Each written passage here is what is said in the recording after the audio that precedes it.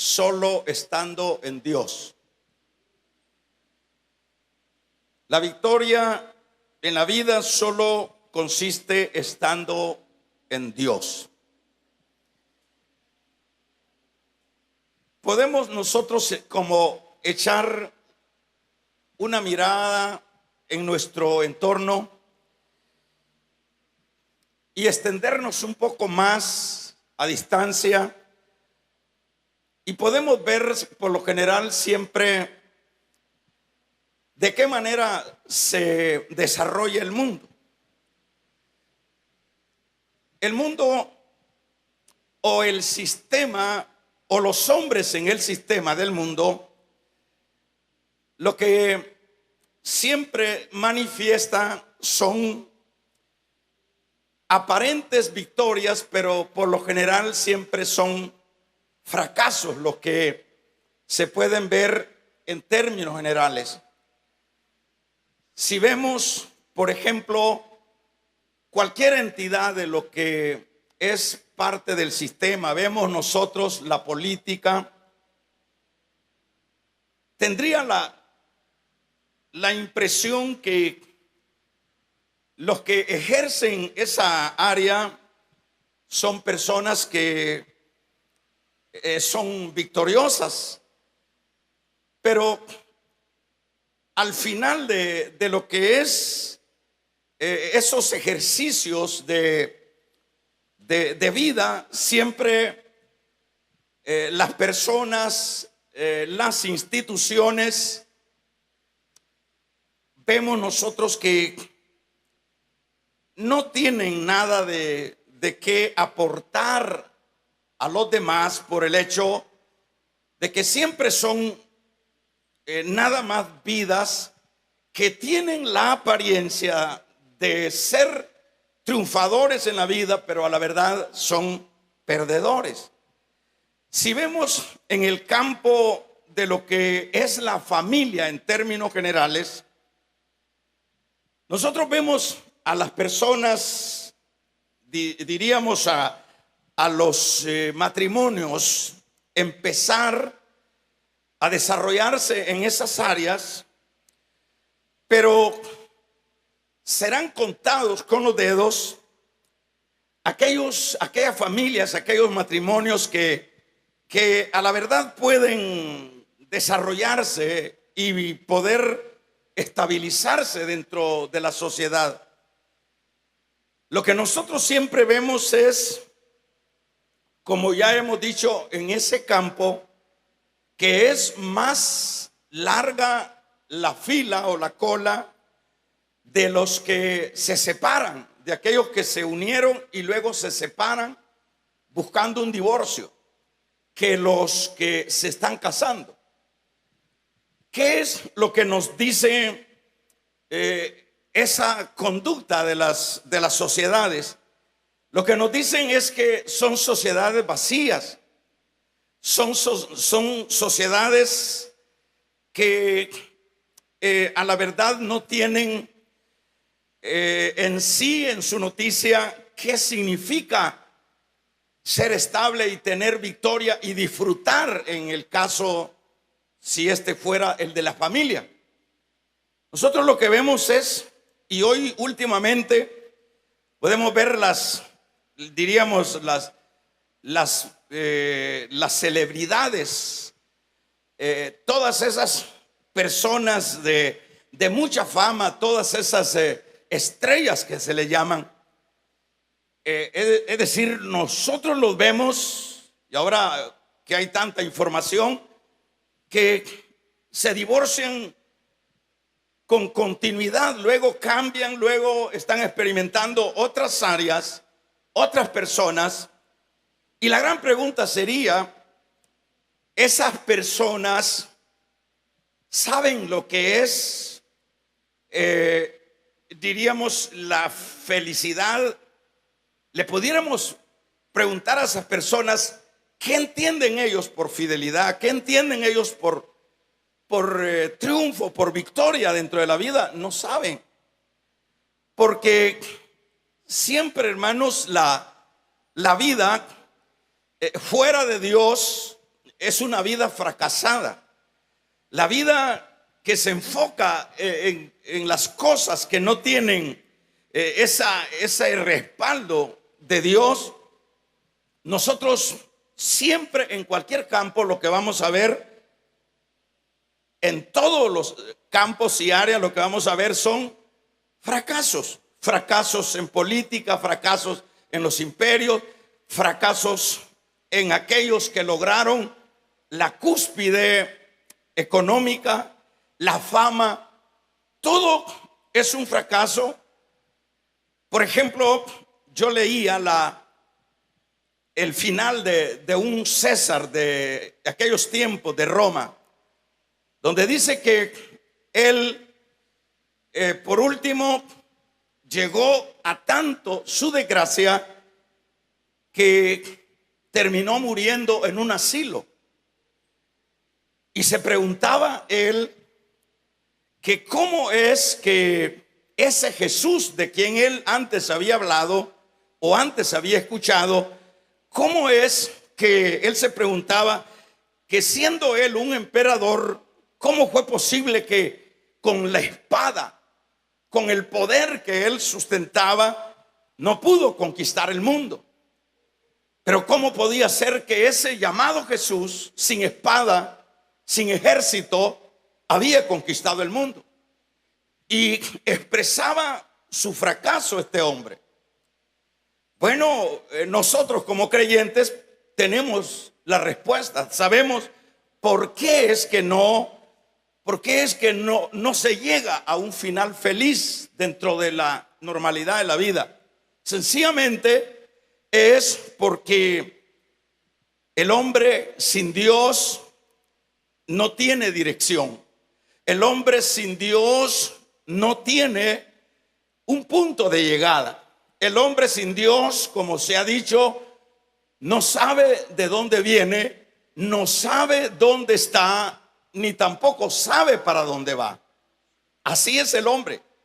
Yo diría que viene siendo como, en este caso, como un animal irracional. La comparación es fuerte, pero a la verdad no sabe. Usted ve la gente, como dice el Salmo, que corren de aquí para allá y de acá para allá, pero y se amotinan y piensan cosas vanas. Y uno lo que puede ver ya en la posición de nosotros, lo que podemos ver son gentes irracionales, son gentes que no saben de dónde vienen, qué andan haciendo y que no saben para dónde van. Así que eso realmente es un fracaso. Pero, por ejemplo, si nosotros echamos un vistazo dentro de lo que es la generalidad de aquellos que han estado apegados, que han estado, diríamos, en este caso, unidos a Dios, vamos a ver la diferencia. Y vamos a ver la diferencia en todas las áreas. Y por eso yo veía y anotaba acá, por decir algo y por mencionar algunos de tantos hombres que aparecen en la Biblia, mujeres victoriosos, personas que siempre, aún de las cenizas, aún del anonimato, estas personas salieron adelante. Estas personas triunfaron dentro de su vida corta. Y me refiero primeramente, pienso en un David. Nosotros leemos dentro de la palabra lo que es la historia de David. Las menciones de David aparecen allá cuando Saúl estaba en guerra con los filisteos, y por ahí aparece la mención del nombre de, en este caso, de David. Y haciendo un panorama de la vida de David, aún con sus fracasos, sus errores y sucesivamente, nosotros vamos a ver en todo el recorrido de esos 70 años que vivió David, como dije, con sus aciertos, desaciertos, fracasos y victoria, lo que vamos a ver en la vida de David es un hombre que salió adelante. Si nos recordamos, por ejemplo, la situación en la que se encontraba el rey Saúl. El rey Saúl estaba amedrentado cuando los filisteos lo tenían ya casi rodeado para tomar. Y es ahí donde nosotros vemos el caso de David. Dice David, hombre, dice, ¿quién es ese fulano que está retando a los escuadrones del Dios viviente? ¿Cómo puede ser que el ejército de Israel, el rey de Israel, esté en estas condiciones, esté asustado, amedrentado? Y fue David quien, hermanos, tuvo acceso a la persona del rey Saúl, y David se ofreció, y David le dijo a Saúl que le concediera pelear con ese gigante. Y a la verdad esto era ser muy atrevido, porque David en primer lugar no era un guerrero, era apenas un jovencito pastor de ovejas. Pero es interesante cuando David le hace la proposición a Saúl y le dice que él va a enfrentar a ese gigante. Y nosotros conocemos la historia de qué manera se lleva a cabo lo que es ese reto, ese enfrentamiento. Y le dice, en primer lugar, le dice Saúl que no podía ser, o él no podía permitir que él se enfrentara a ese gigante. Ese hombre era experto, era diestro para la guerra. Pero David le dice, yo voy a ir porque Jehová me ha dado victorias a mí. Yo voy a ir porque Jehová me ha bendecido. Cuando el oso atacó a mis ovejas, yo vencí al oso. Cuando hablamos de oso, estamos hablando de un monstruo. Pero ¿cómo puede ser que un niño pueda enfrentar una fiera salvaje? Y él está relatando que Dios le dio la victoria con el oso y le dio la victoria contra el león. ¿Cómo pudiéramos, si solo el rugido de un león, cuando todavía existían los leones allí en el zoológico, hermanos, se tumbaba la tierra? ¿Qué no será enfrentar a una fiera de esas? Pero David las enfrentó y las venció. Pero diríamos, bueno, las bestias no razonan. Ahora David se va a enfrentar con una persona que razona, que en este caso sería todavía más peor el enfrentamiento. Pero le dice, así como Dios me dio la victoria sobre el oso y sobre el león, así también, dice David a Saúl, me dará Dios la victoria sobre este incircunciso filisteo. ¿Y qué es lo que nosotros leemos dentro de esa historia? Dice que cuando se enfrentaron, le dijo David, cuando ya estaban en la línea de juego, le dice David, tú vienes con espada, tú vienes con jabalina, porque los guerreros se equipaban de una manera que no era fácil vencerlos a través de la lanza o las espadas o piedras. Pero David le dice, tú vienes bien equipado, dicho de otra manera, tú vienes apertrechado. Pero le dice, yo vengo en el nombre de Jehová, y en el nombre de Jehová te voy a vencer. Y eso fue lo que sucedió. Ahora uno se pregunta, pero ¿cómo se logran estas hazañas? ¿Cómo se logra que, es más, un rey está amedrentado y un jovencito se enfrenta, hermanos, a los monstruos, y se enfrenta ahora a un monstruo como era Goliat, pensante, un monstruo que razonaba? ¿Y cómo es que lo venció? Bueno, ya decíamos que David le dijo que él venía a enfrentarlo en el nombre de Jehová. Ahora preguntémonos, qué casualidad que David dispara esta piedra y justamente según la armadura del casco de los guerreros de aquel entonces, solo había en el casco un lugarcito, diríamos un clarito o un hoyito que le dejaban a los cascos de guerra para la ventilación.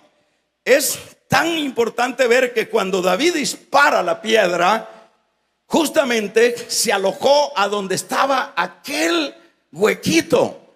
Ahí entró la piedra y, hermanos, y derribó al gigante. Y luego David es tan intrépido que llega corriendo y le quita la espada, una gran espada que el muchacho ni la podía.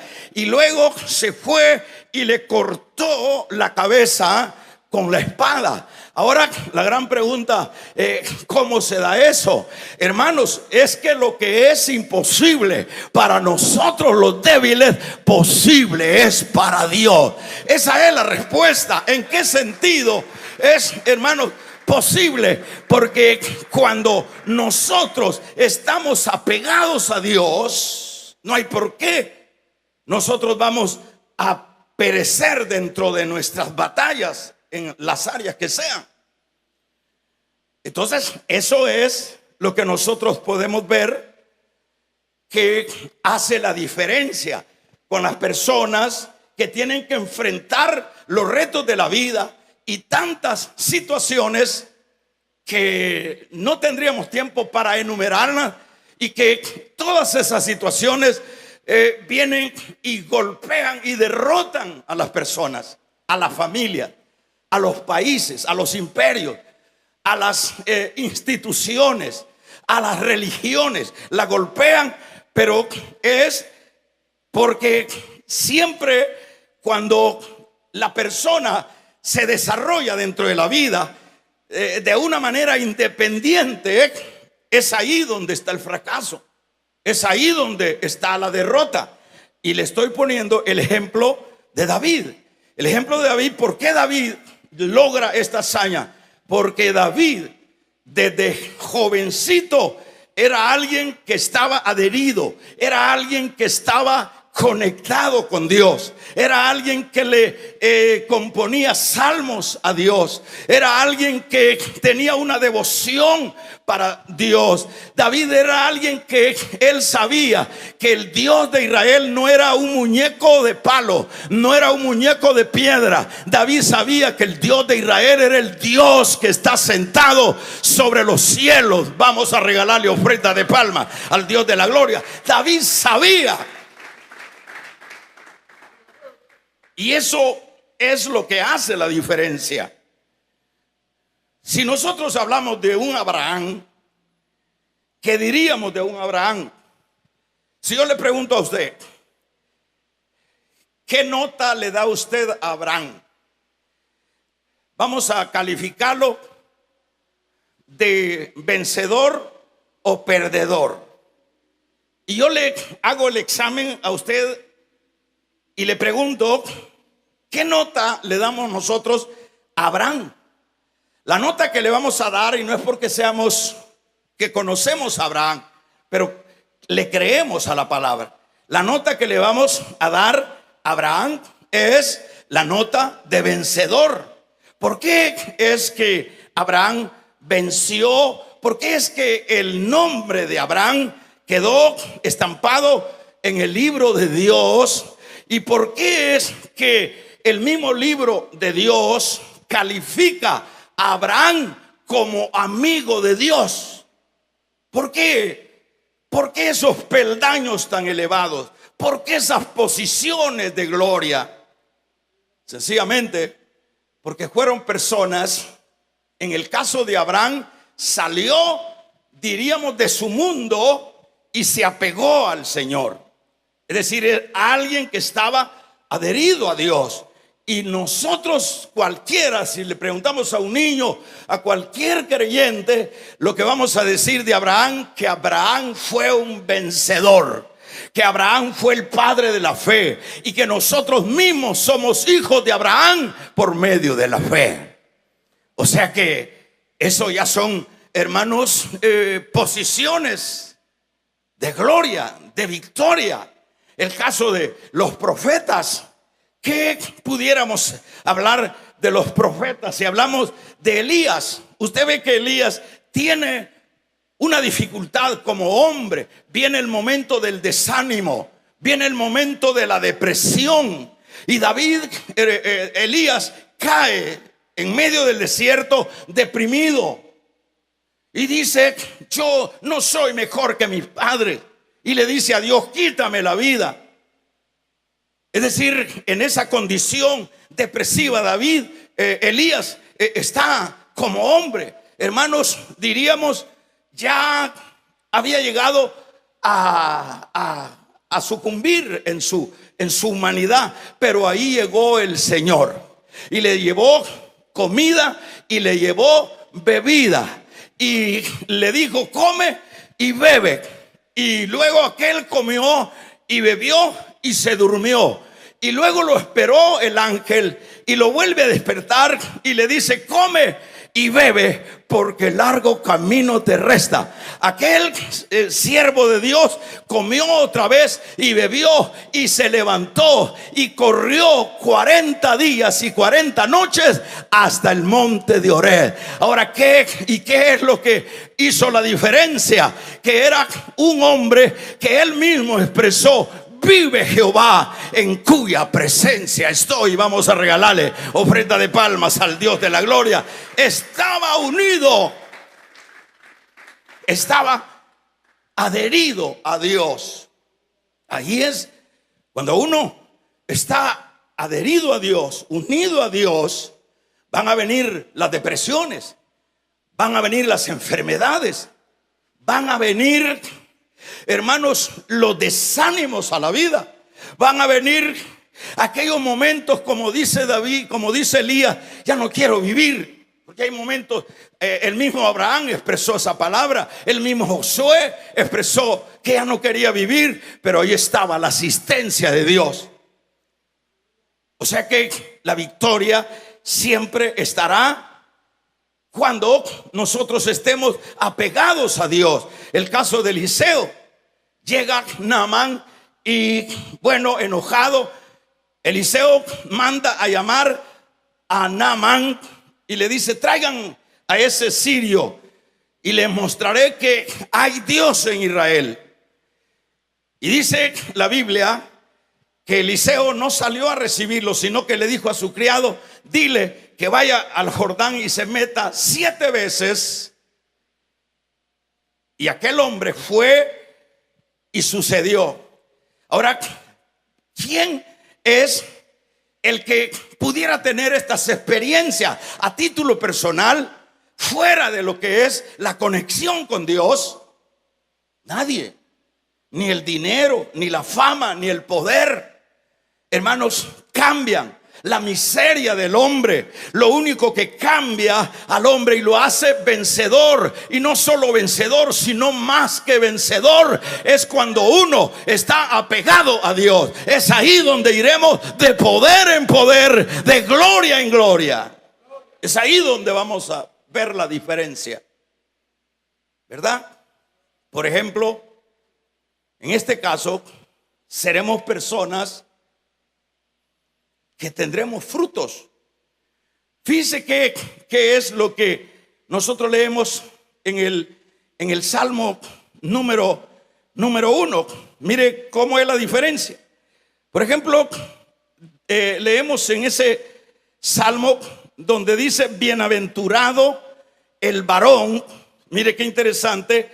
Dice que no anduvo en consejo de malos, sino que dice, sino que estuvo y no estuvo en camino de pecadores, sino que dice ni en silla de escarnecedores se ha sentado, sino que en la ley de Jehová, dice el verso 2, está su delicia. Dicho de otra manera, está pegado a Dios. Eso es lo que dice. Sino que en la ley de Jehová está su delicia, y en su ley medita de día y de noche. Ahora dice el verso 3, si me ayuda leyendo, dice: será, damos un amén, como árbol plantado, como dice, junto a corrientes de agua. ¿Y qué más dice? Que da su fruto a su tiempo. ¿Y qué más dice? Y su hoja no cae, y todo lo que hace prosperará. Bendito y alabado sea el nombre del Señor. ¿Qué nos dice ese salmo?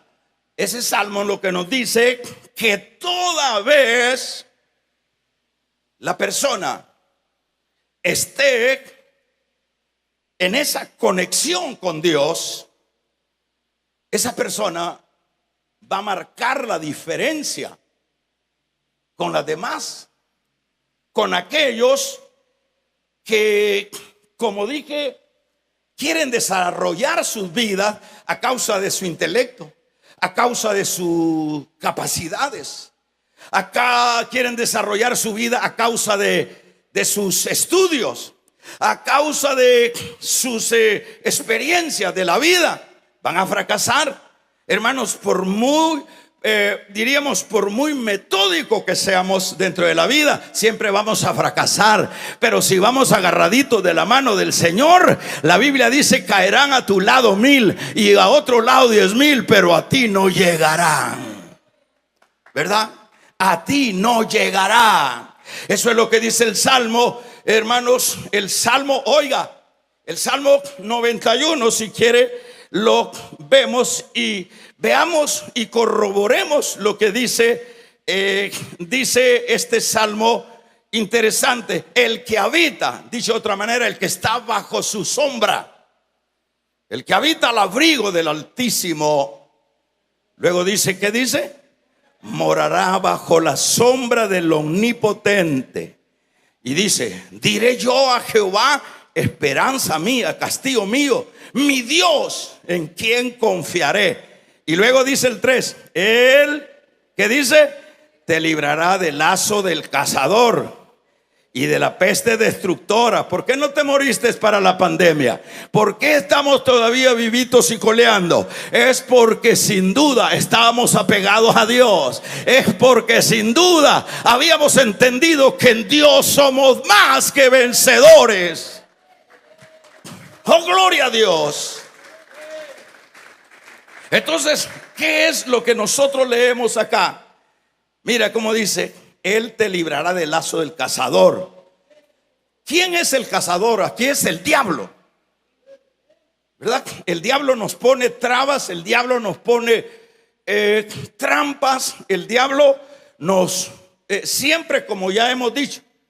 Por ejemplo, cuando el creyente entra a la vida de Dios, a la cobertura de Dios, desde ese momento, no está en la Biblia, pero yo lo digo de esta manera: Satanás nos pone en su agenda. Y la lucha de Satanás es que nosotros volvamos al fango, que nosotros volvamos a la vida pasada, que nosotros volvamos a ser, y peor ahora, de lo que antes éramos. Pero aquí dice este salmo: Él te librará del lazo del cazador. ¿Cuántos damos un amén?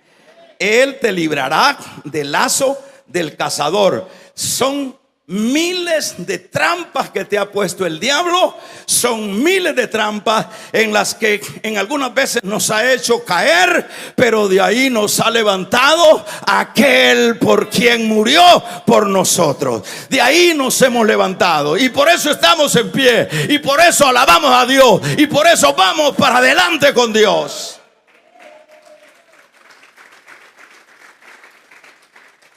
¿Y qué más dice? Dice: con tus plumas te cubrirá. Interesante, ¿verdad? Verso 4: y debajo de sus alas estará seguro, adherido, apegado, estará seguro. O sea que queremos una vida victoriosa en cualquier campo de la vida, por supuesto, sin eliminar las luchas que tenemos que enfrentar, ¿verdad? Bueno, dice, Él te cubrirá con sus plumas, debajo de sus alas estarás seguro. Y luego dice, no temerás a terror nocturno, ni saeta que vuele de día, ni pestilencia que ande en oscuridad, ni mortandad que en medio del día destruya. Caerán a tu lado 1000 y 10,000 a tu diestra, mas a ti no llegarán. Ciertamente tus ojos lo mirarán y verán la recompensa de los impíos. Los impíos están fritos, hermanos. Los impíos están, hermanos, en la olla. Los impíos, por mucho poder, por mucha fama, por mucha gloria que ellos hayan acumulado, están en la olla, están fritos porque no hay uno que los ayude. La iglesia tiene a un Dios todopoderoso que peleará sus batallas. Amén. La iglesia tiene ese Dios poderoso. Seremos personas que daremos frutos cuando estemos ahí. Personas que daremos fruto. Por ejemplo, si yo empiezo a buscar, o si usted empieza a buscar frutos en mi vida, va a encontrar frutos. Va a encontrar frutos como resultado de estar en Dios. Entonces, eso es importante. Por ejemplo, nuestra familia. Yo no estoy omitiendo las pruebas que como creyentes también vamos a tener que enfrentar. Pero lo lindo de la vida cristiana es que no estamos solos. Lo lindo de la vida cristiana es que, hermanos, nuestro Dios no es ese Dios que dice, aquellos que un día pues abrieron su corazón y dejaron que yo viviera en ellos, a saber dónde estarán, a saber qué les habrá pasado. Quiero decirte que Él ve, dice la Biblia, con sus ojos examina a los hijos de los hombres. Él está pendiente hasta cuando se te cae un pelo. Él está pendiente cuando comiste, si no comiste. Él está pendiente cuando estás enfermo y cuando estás bendecido y cuando estás pasando por el fuego de la prueba. Él está presente. Él está pendiente de tu vida.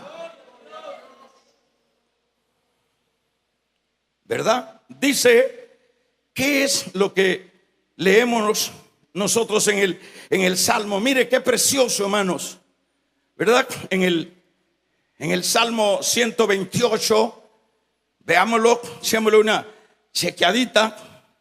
¿Qué es lo que dice este Salmo? Dice, bienaventurado todo aquel que teme a Jehová. ¿Qué quiere decir bien? Dichoso aquel que está pegado a Dios. Dichoso porque no está solo, ¿verdad? Y que anda en sus caminos. Dice, cuando comiere el trabajo de sus manos, bienaventurado será, dice, seréis y te irá bien. Y luego dice, tu mujer será como vid que lleva fruto a los lados de la casa. Tus hijos como planta de olivo alrededor de tu mesa. ¿Cuántos alaban su nombre? Vamos a regalarle ofrenda de palmas al Dios de la gloria. Nuestros hijos nos honrarán. Nuestros hijos, dice acá, que serán como matas alrededor de la mesa. Qué lindo es tener esa experiencia de tener familias unidas, hijos temerosos a Dios. Qué experiencia, qué dicha. Entonces, en este caso, hermanos, todo eso yo no terminaría de ir explicando lo victorioso que se vuelve en la vida el estar dentro de ese ámbito de Dios. Ahora, por ejemplo, fíjese que yo quiero que me ayude leyendo la primera carta de Juan 2:28. Mire que esto tiene tremenda, hermanos, enseñanza también. En la primera carta, en el capítulo número 2 y verso, dice, léalo conmigo y vea qué interesante.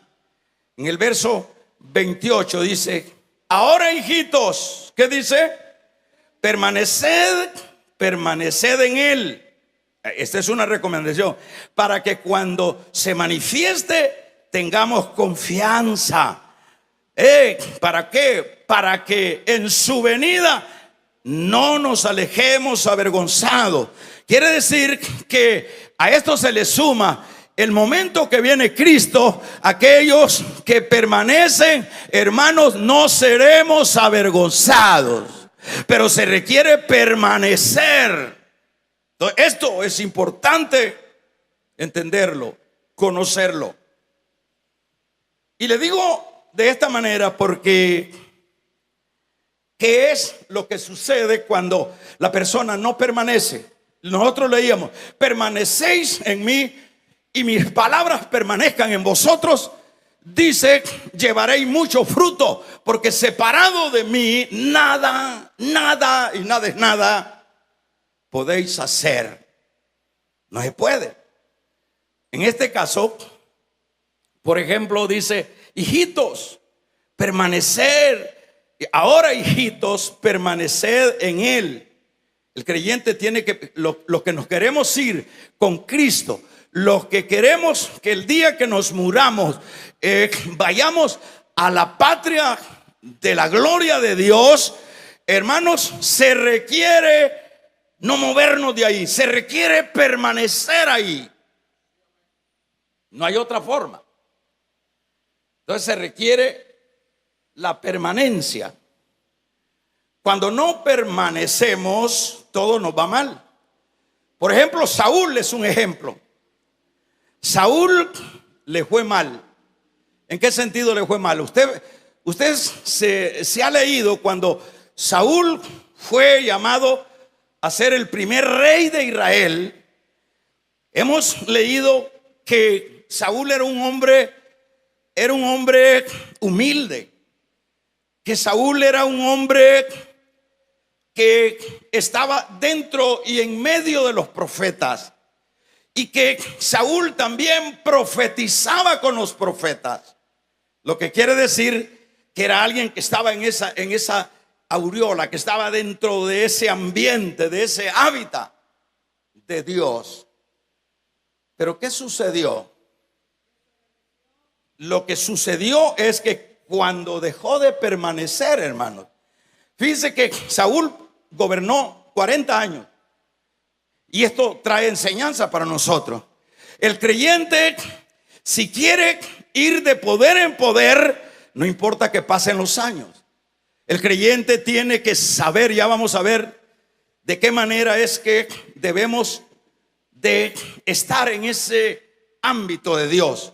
Pero, por ejemplo, lo que nos enseña el caso de Saúl es la figura del creyente que empieza bien, pero que con el tiempo se va alejando, que con el tiempo se va disimulando, que con el tiempo sus prioridades son otras, que con el tiempo, cuando ya le hablan de iglesia, cuando ya le hablan de lo de Dios, ya le aburre. Eso significa ya irse separando. Y eso fue lo que sucedió con Saúl. ¿Y qué pasa? 40 años, viene Saúl y necesita la ayuda de Dios. Los filisteos una vez más lo tienen amenazado. Y dice la Biblia que empieza Saúl a consultar con Turín y Tumín, que son unos métodos que usaban los judíos para consultar a Dios.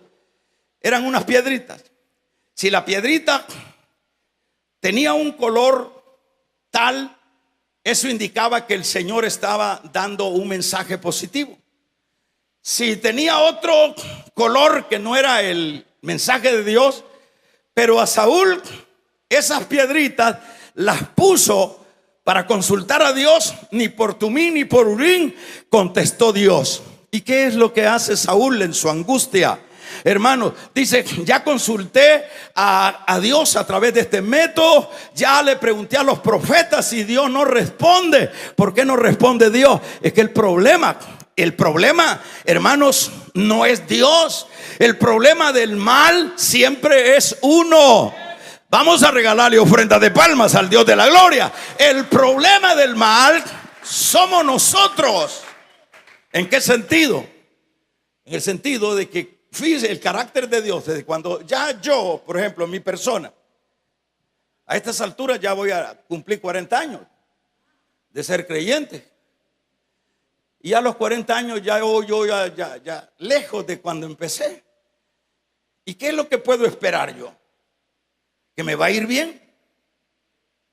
La lógica y la Biblia me dice que me va a ir mal, porque separado de Él nada podemos hacer. ¿Por qué? Porque Él es el único campeón, Él es el único poderoso, Él es el que nos saca adelante, Él es el que mata a los gigantes y que nos permite saltar muros. Él es el todopoderoso.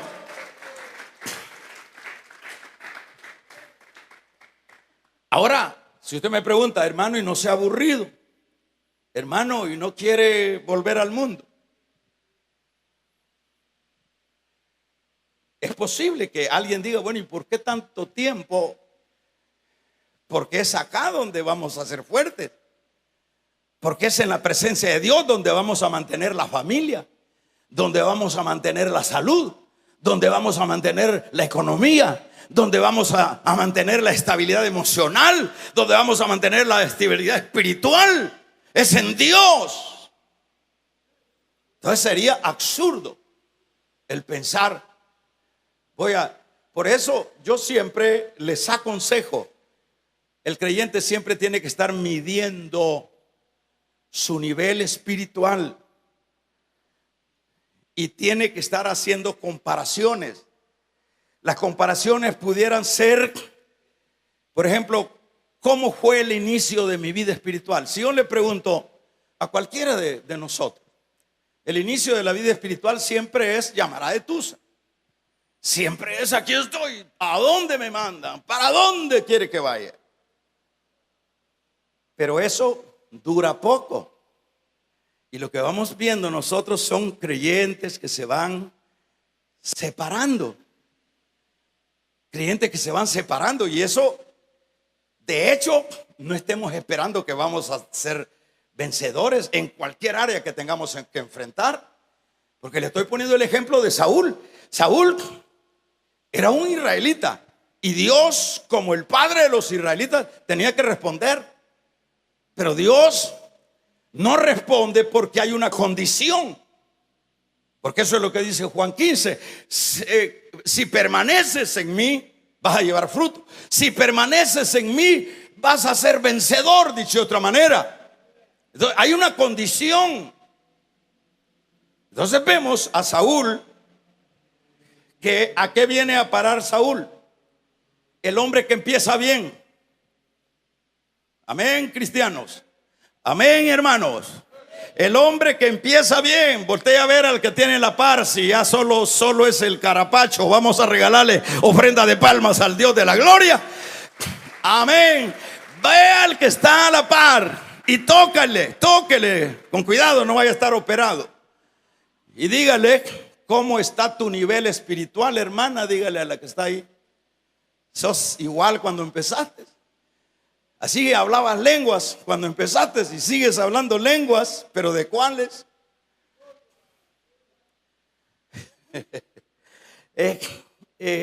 ¿Cuánto has sumado a tu vida espiritual? Porque esto es suma, esto es suma, esto es suma. Esto no es para atrás. No sé si ustedes conocen unas gallinitas que le llaman guineas. Hermanos, ellas como cantan, tienen, bueno, se les interpreta que su forma de cantar es para atrás, para atrás, para atrás, así dice. Es como el pájaro aquel del torogós, torogós, torogós, torogós. Y le hace esas gallinitas para atrás, para atrás. Espero que usted no sea de esas gallinas. Espero que nosotros seamos de esos que vamos para adelante. Espero que nosotros vayamos hacia la meta, que es la esperanza del creyente. Si son para el Señor, dense las fuertes, hermano. ¿Usted cree que le va a ir bien a alguien que vaya para atrás, para atrás, para atrás, para atrás? ¿Cuánto misil tira el diablo sobre nosotros? El diablo no anda detrás de los bolos de allá afuera. El diablo no anda detrás de los adúlteros de afuera, de los homosexuales de afuera. El diablo anda detrás de ti, detrás de mí. El diablo quiere destruirnos a nosotros, pero está vencido, porque es más poderoso el que está con nosotros que el que está fuera de nosotros. Damos un amén, iglesia. Vaya. Entonces Saúl, ¿en qué vino a parar? ¿En qué vino a parar Saúl? Como no le respondió el Señor, entonces dijo: búscame una bruja. Y hay creyentes que, como ya Dios no les habla, y dice: Dios, sos egoísta, me has olvidado. No, no es Dios el que lo olvida a uno, es uno el que se va olvidando de Dios, ¿verdad? Por ejemplo, las hermanas que tienen sus esposos, apéguese a Dios, porque esos hombres son peligrosos. Aunque no diga amén. Ay, pero usted viera que él todavía me lleva flores, hermano. Todavía me saca a comer, todavía. Pero eso todavía, eso no es seguro. Aquí todos estamos en la cuerda floja. Lo seguro es lo de Dios. Lo seguro es que yo esté agarrado de Dios y Él peleará mi batalla y Él me sacará adelante.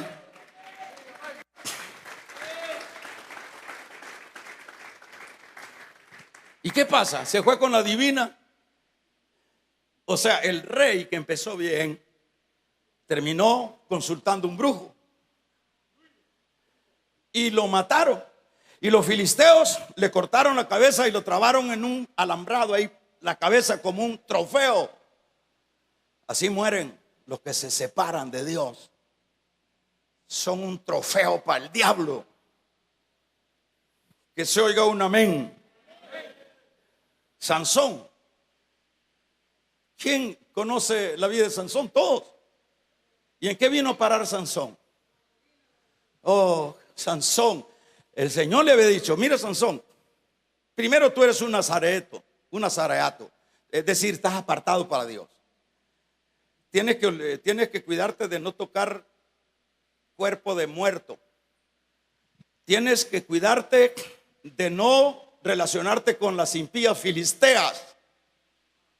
Tienes que cuidarte de no tomar cerveza. Sidra, le dice la Biblia. Tienes que cuidarte. Sansón al principio era de esos creyentes fogosos, de esos creyentes aleluya, de esos creyentes bullistos. Pero luego se le fue acabando la gasolina. Y luego, hermanos, empezó a separarse de los preceptos y de las indicaciones de Dios. Y luego Sansón, el hombre que botaba muros con la fuerza, porque Dios estaba con él, en una ocasión hizo una hazaña, le metió fuego a unas miles de manzanas de tierra, cazó un montón de zorras. Cazar una zorra no es para cualquiera. Las zorras son zorras. Y en las colas de las zorras le metió las teas y le prendió fuego a todos los terrenos de los filisteos. En una ocasión, fíjese, Sansón bajaba, se había enamorado de una prostituta filistea. Y ya se le había dicho: no tenés nada que ver con las filisteas. Y en una ocasión que iba a ver a su novia, todavía vale el término novia, iba a ver a su novia en el camino. En una ocasión le salió un león y se le tiró el león, lo desgarró Sansón, y tiró el león allá muerto. Allá a los meses pasó por ahí y dijo: voy a ir a ver el león. El cadáver del león ahí estaba, y había una colmena en el cadáver del león. Y dijo, y metió la mano y empezó a comer miel. El Señor le había dicho: no tenés que tocar cuerpo de muerto. La desobediencia es lo que más prevalece. Y si hay una mirada a la que está a la par, dígale: tenga cuidado, dígale. ¿Verdad? Tenga cuidado. ¿Y qué pasó, hermano? ¿A dónde vino a terminar aquel campeón? Hermano, se enamoró de una Dalila. ¿Sabe qué significa? Espero que usted no se llame Dalila. Dalila significa tinieblas. Porque hay que leer primero para ponerle el nombre a los hijos. Vamos a regalarle ofrenda de palma al Dios de la gloria. Tinieblas. Tinieblas, hermanos, le sobaban los tobillos. La Dalila le hacía el piricú, así se llama, ¿verdad? O no. Hermano, le sacaba piojito. La Dalila, ¿qué no le hacía? Y Dios le había dicho: cuídate de las filisteas. Cuídate. Porque ¿qué comunión tiene la luz con las tinieblas? Y no se pueden unir yudos desiguales, dice la palabra. ¿Y qué es lo que sucede? Mire, y la Dalila por último le sacó la verdad. Dime, ¿cómo es que tienes esa fuerza, mi cariño? ¿Cómo es que tienes esa fuerza? Las mujeres son peligrosas. Son bonitas, pero son peligrosas. Ustedes no, porque ustedes ya, hermanos, ya tienen una nueva vida, ¿verdad? Ya las cosas viejas, ya esa brujería, ya ustedes ya no las hacen. Vamos a regalarle ofrenda de palmas al Dios de la gloria. Ya no las hacen. Ya ustedes no van a consultar al brujo para que el hombre las quiera. Ustedes vienen al culto, a adorar a Dios, a buscar a Dios, a pedir a Dios. ¿Y qué sucede? Mire, dormidito él le dijo: es que mira, el problema mío son el 2 por 8. Estas trenzas. Si a mí me quitan estas trenzas, hasta ahí llegó mi fuerza. Reveló el secreto a un impío. ¿Cómo puede andar? Nosotros no podemos desechar a los inconversos, pero tampoco tenemos que hacer alianzas con los amigos tampoco. Nuestros amigos son los que son lavados por la sangre de Cristo. Nuestros confidenciales ellos son. No vamos a ir a dar secretos a los impíos. Y eso es lo que ellos no son. Y mire, luego dijo Dalila: vengan. Y dijo: Sansón. Y dice Sansón, como aquellos creyentes, ¿verdad?, que hablaban sus profecías, y ahora ya, como dice, ya solo un chorro de voz le sale. Entonces viene Sansón. Ahí lo agarraron. ¿Y cómo murió Sansón? Primero, lo que él hizo, los filisteos le sacaron los ojos con un fierro caliente. Y era el hazme reír del circo de los filisteos. Así mueren, que se alejan. El que tenga oídos oiga. No se crea campeón. La fuerza nuestra no está en nosotros. La fuerza suya y la mía está en Dios. Vamos a regalarle ofrenda de palmas al Dios de la gloria. Está en Dios. Que se oiga un poderoso amén. El pródigo se alejó y le tocó comer algarrobas. Uno se aleja de las cosas que yo le temo, es dar un pasito atrás. Como dicen, no hay que dar ese paso ni para agarrar fuego, es para adelante. Yo siempre les digo: cuando usted sienta que se está muriendo, trate la manera de pegar el golpe para adelante y no para atrás, porque para adelante es la victoria. Finalizo diciendo: ¿qué es lo que nos hace perder la presencia de Dios? Bueno, el descuido espiritual.